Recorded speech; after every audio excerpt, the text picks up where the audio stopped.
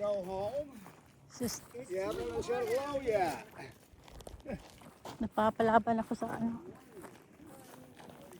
Englishan.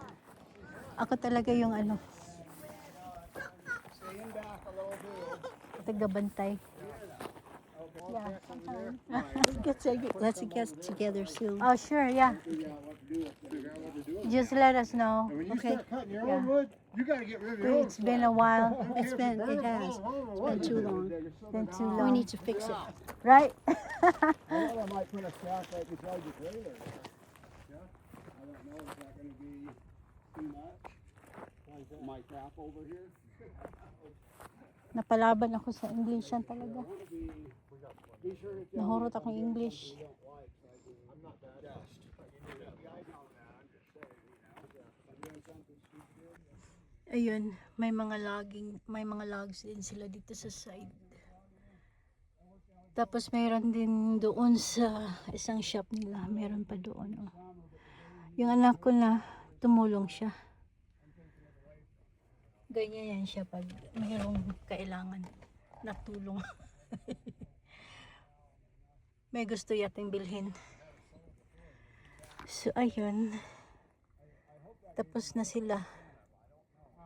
Pwede na kaming pumunta sa groceryhan. Tapos uwi na. Kasi mainit na. Tapos balik kami dito mga ilang araw siguro. Baka bukas sa isang araw. Para magpatuloy ng ano. Gagawa ng tabla. So, ayun lang. Di ko na binidyo yung chikahan namin ni asawa ng kaibigan namin ni Joyce kasi hindi sila mahilig sa mga ganto. Hi bebe, you like helping? It's hot. It's all I know. Next time you wear This is on this one.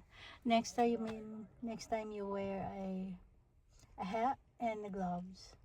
I'm not sure about gloves. You have Probably gloves? hat. Huh? Probably hat. Hat? Yeah. Yeah, then drink a lot of water. So you're not dehydrated. Okay.